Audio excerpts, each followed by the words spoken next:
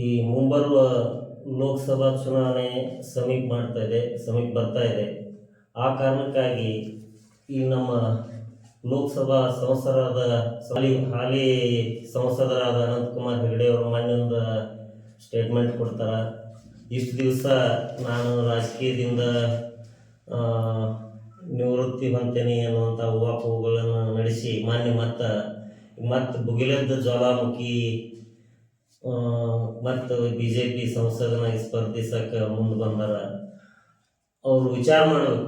ಈಗ ಜ್ವಾಲಾಮುಖಿ ಥರ ಯಾವಾಗಾರ ಬರೋದು, 5 ವರ್ಷಕ್ಕೊಮ್ಮೆ ಜನರಿಗೆ ಮುಖ ತೋರಿಸೋದು, ಈ ಕ್ಷೇತ್ರದ ಅಭಿವೃದ್ಧಿ ಇಲ್ಲ, ಯಾವುದೇ ಒಂದು ಅನುದಾನಗಳು ಕೂಡ ಈ ಕ್ಷೇತ್ರಕ್ಕೆ ಅವ್ರ ಕೊಡುಗೆ ಅನ್ನೋದಿಲ್ಲ. 4-5 ಬಾರಿ ಅವರು ಸಂಸದರಾದರೂ ಕೂಡ ಒಮ್ಮೆನೂ ಕೂಡ ಈ ಆರಿಸಿ ಬಂದ ನಂತರ ಜನರ ಕಷ್ಟಗಳೇನು, ಜನರಿಗೆ ಇಲ್ಲಿ ಏನು ಅಭಿವೃದ್ಧಿ ಆಗಬೇಕು ಅನ್ನೋದ್ರ ಬಗ್ಗೆ ಒಂದಿನೂ ಚಕಾರ ಶಬ್ದ ಎತ್ತದಂಥವ್ರು ಇವತ್ತು ಮತ್ತೆ ಚುನಾವಣೆ ಬಂದ ಕೂಡಲೇ ಅಂದ್ರೆ ಮತ್ತು ಪಿಕ್ಚರ್ದಾಗ ಬಂದಾರ. ಈಗ ಆದ್ರೆ ಅವ್ರು ವಿಚಾರ ಮಾಡಬೇಕು, ಮತ್ತು ಜನನೂ ವಿಚಾರ ಮಾಡಬೇಕು. ನಮ್ಗೆ ಎಂಥ ಸಂಸದರು ಈ ಕಿತ್ತೂರು ದುರಂತ ನೋಡ್ರಿ. ಕಿತ್ತೂರು ಮತ್ತು ಖಾನಾಪುರ ಕ್ಷೇತ್ರದಿಂದನೇ ಇವರೆಲ್ಲ ಆಯ್ಕೆಯಾಗಿ ಬರೋದು. ಇವು ಅನಂತಕುಮಾರ್ ಹೆಗಡೆ ಆಗಲಿ ಮತ್ತೆ ಯಾವುದೇ ಸಂಸದರಾಗಲಿ ಈ ನಮ್ಮ ಭಾಗದನ್ನ ಎಷ್ಟು ದಿವ್ಯ ನಿರ್ಲಕ್ಷ್ಯ ಮಾಡಿದಾರಂದ್ರೆ ಅದು ಏನು ಹೇಳಕ್ ಬೇಡ ಅಂತ ನಿರ್ಲಕ್ಷ್ಯ ಮಾಡಿದರು ಇವರು. ಈಗ ನಮಗೆ ಎಂಥವ್ರು ಬೇಕಾಗೈತಿ ಅಂತಂದ್ರೆ ಈ ಸಮಾಜ ಸೇವಕರು, ಕಟ್ಟಕಡೆ ಜನರಿಗೆ ಆಸರೆಯಾಗಿ ನಿಂತವರು, ಮತ್ತು ಹೊಸ ಮುಖ ಮತ್ತು ಯುವ ಮುಖಂಡರು,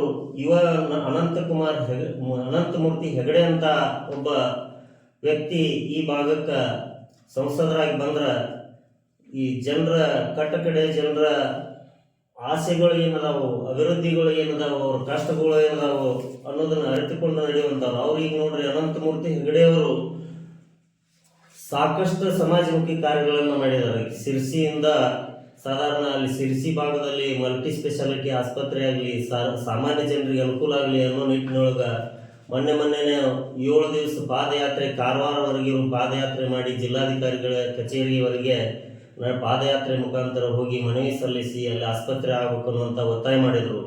ಆಮೇಲೆ ಹಲವಾರು ಆಟೋ ರಿಕ್ಷಾ ಚಾಲಕ ಸಂಘ ಮತ್ತು ಇನ್ನಿತರ ಏನು ಅಸಂಘಟಿತ ಕಾರ್ಮಿಕರಿದಾರೋ ಅಂಥವರಿಗೆ ಆಸರೆಯಾಗಿ ಸಾಕಷ್ಟು ಒಂದು ಸಹಾಯ ಹಸ್ತವನ್ನು ನೀಡಿದ್ದಾರೆ.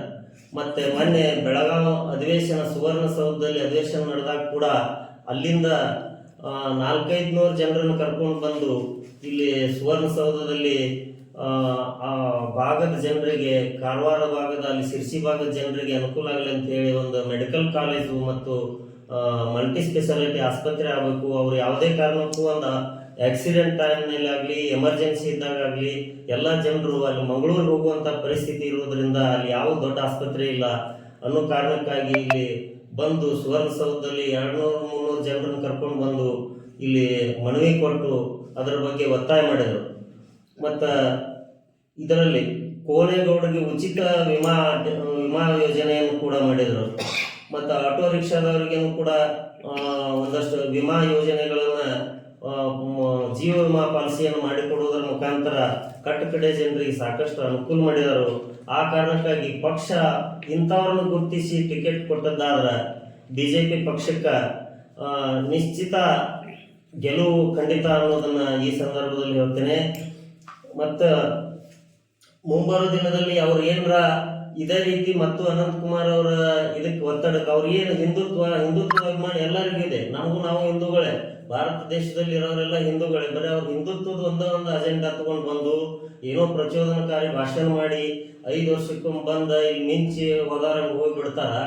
ಆದ್ರೆ ನಡುವ ಆ ಬರೀ ಒಂದು ಹಿಂದುತ್ವದ ವಿಚಾರದ ಮೇಲೆ ರಾಜಕಾರಣ ಮಾಡೋದು ಸಾಧ್ಯ ಇಲ್ಲ. ಆ ಕಾರಣಕ್ಕಾಗಿ ಈ ಭಾಗದ ಎಲ್ಲ ಸಮಾಜದ ಜನರನ್ನ ಜೊತೆಗೂಡಿಸಿಕೊಂಡು ಹೋಗುವಂಥ ಸಂಸದರು ಬೇಕು. ಆ ಕಾರಣಕ್ಕಾಗಿ ಪಕ್ಷ ಅವ್ರನ್ನ ಗುರುತಿಸಿ ಟಿಕೆಟ್ ಕೊಟ್ಟದ್ದಾದ್ರೆ ಅವ್ರಿಗೆ ಗೆಲುವು ನಿಶ್ಚಿತ ಐತಿ. ಮತ್ತು ಸರ್ಕಾರಕ್ಕೂ ಕೂಡ ಒಂದು ಒಳ್ಳೆಯ ಹೆಸರು ತರುವಂಥ ಮನುಷ್ಯ ಅದಾರ, ಪ್ರಯತ್ನವಾದಿ ಅದ. ಮತ್ತು ಹಿಂದೆ ಈಗ 100 ನೋಡ್ರಿ ಅವರ ಪರೇಶ್ ಮೇಸ್ತಾಗ್ ಕೇಸ್ ಇರ್ಬೋದು, ಅಂಥದ್ರಲ್ಲಿ ಗಲಾಟೆಯಲ್ಲಿ ತುಂಬಾ ಜನರು ಯುವಕರು ಇವತ್ತಿನವರೆಗೆ ಸಮಸ್ಯೆಯನ್ನು ಅನುಭವಿಸ್ತಾರ.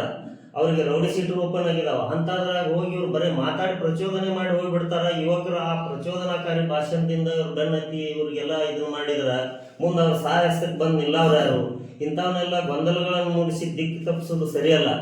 ಆ ಕಾರಣಕ್ಕಾಗಿ ಇಷ್ಟು ದಿವಸ 5 ವರ್ಷ ಅವಧಿಯಲ್ಲಿ ಯಾರಿಗೂ ಮುಖ ತೋರಿಸಿದೆ ನೋ ಪಾಲಿಟಿಕ್ಸ್ ಅನ್ಕೊಂತ ಬಂದ್ರು. ಹಂಗ ನಾನೇನು ರಾಜಕಾರಣದಾಗ ಬರೋದಿಲ್ಲ, ನೋ ಪಾಲಿಟಿಕ್ಸ್ ಅನ್ಕೊಂತ ಬಂದ್ರು.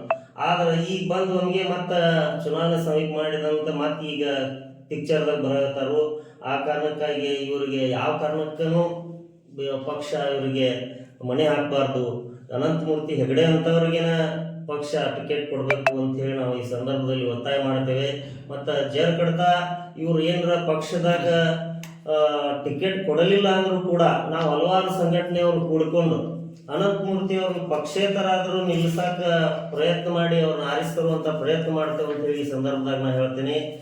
ಆ ಕಾರಣಕ್ಕಾಗಿ ಈ ದೇಶಕ್ಕೆ ಪ್ರಧಾನಮಂತ್ರಿ ಆದಂಥ ಮೋದಿ ಅಂತವ್ರು ಪ್ರಧಾನಮಂತ್ರಿ ಆಗಿರ್ಬೇಕು.